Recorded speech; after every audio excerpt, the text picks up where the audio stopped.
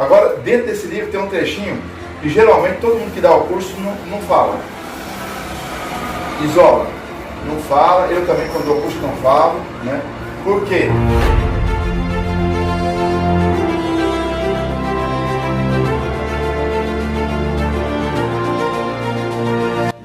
E ela fez 3 pedidos. E é por isso que nós estamos aqui hoje. Quais são os 3 pedidos de Nossa Senhora? Primeiro, a consagração. Como é que vamos fazer essa consagração aqui hoje? Quando coroar Nossa Senhora, como o Papa João Paulo II falou. Quando coroarem a imagem de Nossa Senhora, estarão fazendo comigo a sua consagração. Porque quem coroa uma rainha, já está falando, eu amo e quero servir.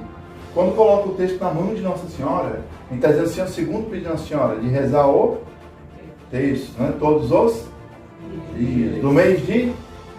Não, todos os dias mesmo. Todo santo dia, né? Com perseverança, né? Então, é rezar mesmo ali com perseverança. E quando Nossa Senhora fala para rezar, e Nossa Senhora aparece 6 vezes ela repete para voltar a rezar o texto, os pastorinhos já rezavam o texto antes. Não rezavam depois que Nossa Senhora apareceu. Quando Nossa Senhora apareceu, eles tinham acabado de rezar o rosário. Nem era o texto, era o rosário. Né? Ah, por que Nossa Senhora insiste tanto? Não é com eles. Nossa Senhora está mandando através dele, falando para nós. Ó, deixa de ser preguiçoso. Reza o texto com perseverança. Para alcançar o céu e as graças que a gente precisa para nós e para os pecadores do mundo inteiro. Conversão dos pecadores e a paz para o mundo. E por que Nossa Senhora fala isso? Porque ela quer mostrar que a oração tem que ser perseverante. Né? Tem até o São Luís Maria Pirano de Montfort, você já ouviu falar, né? São Luís escreveu o livro da consagração, tratado. Só já ouviu falar? Quem mais já ouviu falar aqui? Não ouviu falar de não? Não mesmo? Aí hoje está famoso, que o resto faz a consagração por ele.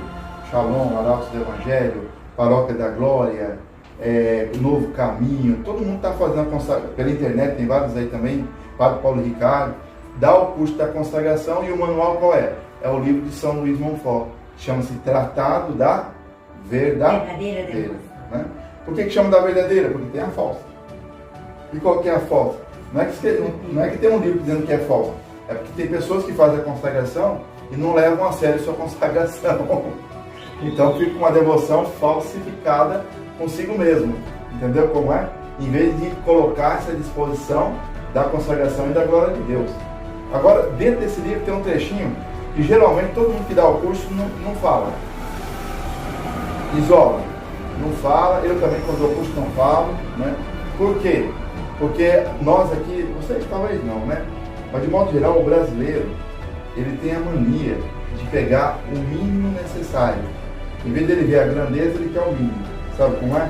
Então a gente fala para rezar o rosário, não só pedir para rezar o rosário. O rosário é muita coisa. Aí fala assim, não, mas Nossa Senhora tolerou um texto. Um texto ainda dá para rezar. Né? Nós somos assim. Ó, quando Jesus falou assim, quando tiver 2 ou mais em meu nome, tem em vós. A gente pensa que tendo 2 está bom. Quando você vai ver o contexto, não é bem assim. O contexto está querendo dizer assim, quanto mais pessoas estiverem reunidas em meu nome, mais fácil é de alcançar a graça. Porque um está rezando pelo outro. Né? Uma vez até um professor de catecismo, não é verdade? Eu conversando com ele explicou o seguinte, olha, imagine que você tem 100 pessoas rezando juntas. 100. 99 estão em pecado mortal. Teoricamente, não dá para receber a graça. Mas tem um, no 100, que está em estado de graça. Não é nem santo, não. Ele só está em estado de graça. O confessor está em estado de graça. Por causa daquele um, todos os pedidos do 100, Deus vai ouvir.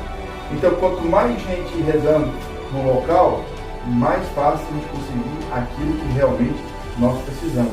Né? Porque às vezes eu não sou santo, nem sou mesmo. Mas às vezes ela ali é santa. A gente é santo, diante de Deus está santa. Talvez por causa dela, o mérito dela, todo mundo aqui recebe hoje a graça que está precisando. Entendeu?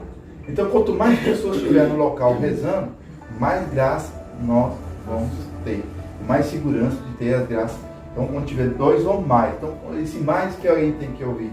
A gente sempre cai para 2. Não, 2 está bom. Deixa para 2 e tal, né? É melhor até que economiza bem no bolo, né? Só um bolinho tá bom. Se vier mais, eu vou ter que comprar mais 2 bolos. Tô brincando, viu? Aqui essa parte aqui, né? Mas tô brincando aqui. Mas o fato é que eu mesmo nem como das Nossa Senhora hoje. Mas o fato é que a gente tem que ter uma visão um pouco maior. E por que então que a gente tem um pedacinho lá no livro de São Luís que diz o seguinte, São Luís Montfort, que é o pedacinho que todo mundo isola, porque senão a gente tem medo que as pessoas fiquem com o mínimo e não com aquilo que realmente a gente necessita. Porque na época de São Luís era diferente da vida de hoje. Ele diz o seguinte, a oração do texto tem que ser perseverante, todo dia.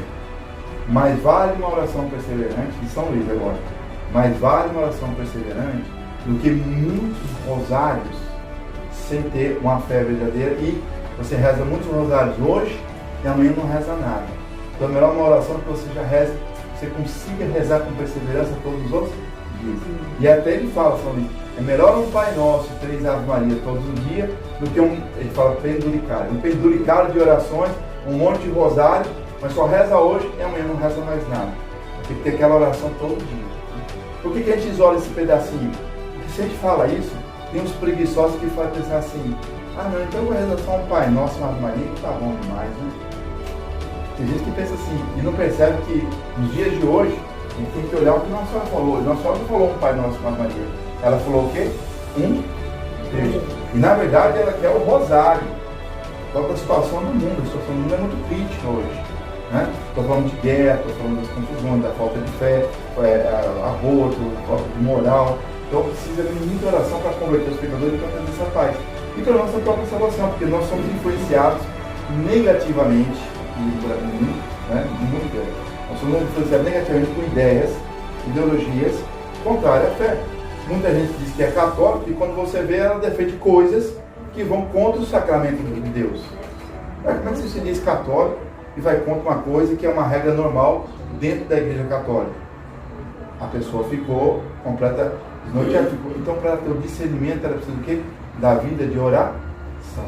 Na época de São Luís Montfort, se ele visse o que nós vimos hoje pela televisão, pela internet, o que o mundo defende, ele ficaria horrorizado. Ele já estava chateado na época dele, que ele disse que 1600. Você sabe que é o ano de 1600? Você sabe o que é isso?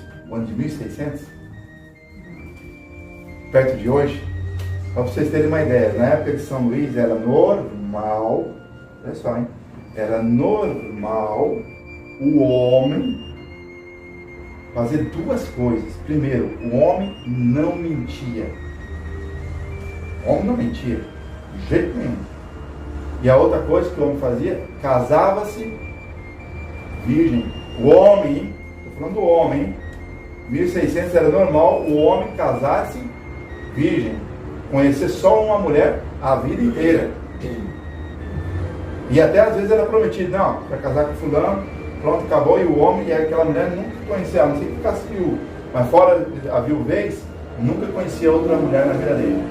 Isso era o normal da vida de 1600. Eu estou colocando aqui uma coisa, mas se eu for colocar todos os costumes da época, são todos aqueles costumes mais conservadores. Então, você vivia numa sociedade em que praticamente todo mundo em volta de você vivia o básico do cristianismo. O básico dos 10 mandamentos. Não é que não tinha gente pecador, mas a sociedade condenava o pecado. Hoje em dia a sociedade condena o quê? A virtude. Agora, se você está vivendo numa sociedade que condena a virtude, você não vai rezar o texto? Agora que nós precisamos rezar muito mais ainda. Se naquela época São Luís já estava meio zangado, porque já disse que os costumes estavam meio desviados, desse jeito que eu falei para vocês, imagine hoje. Então hoje a gente precisa rezar muito mais do que isso mesmo. Para vocês terem uma ideia, na época de São Luís, aqui é uma parte negativa da época de São Luís, só podia se comungar a Eucaristia, você ia na missa todo domingo, mas só podia comungar uma vez por mês. Porque você se achava indigno de comungar. Depois veio o Papa, eu não lembro qual foi, São Pio X foi tudo. Veio um outro Papa que autorizou comungar todas as missas do domingo. Depois veio São Pio X, Papa Santo, São Pio X, em 1910, já no século XX, foi que ele disse, olha, o mundo está tão perdido, isso em 1910, 1910, o mundo está tão perdido, disse o Papa, que é necessário o católico comungar todos os dias, para se manter firme, porque senão não consegue se manter. Papa São Pio X. Aí veio o Papa São João Paulo II, e disse o seguinte, olha, quem quiser comungar em 2 missas, se você assistir duas missas no mesmo dia, pode comungar nas duas missas, porque antes só podia comungar uma vez por dia. Então, se você assistir duas missas, você pode comungar nas duas missas, porque o mundo está tão depravado que a gente precisa de mais Eucaristia e mais oração. Viu como é a história, como vem se enrolando? E hoje nós estamos aqui, com a rainha do céu e da terra, representada por essa imagem, traz essas bênçãos lá de Portugal. Acontece esses milagres que aconteceram aqui em Fortaleza, acontecem pelo mundo inteiro. É só para dizer o seguinte: confiança. Deus está aqui, a vossa mãe está aqui. E ela veio com um infarto para estender a mão a cada um de nós. Cabe que cada um de nós estenda a mão a ela também, com fé, com perseverança, para obter não só a nossa salvação pessoal, mas também a conversão dos pecadores e uma mudança no mundo, aonde possa vir o que é a grande promessa de Fátima. Por fim, meu imaculado coração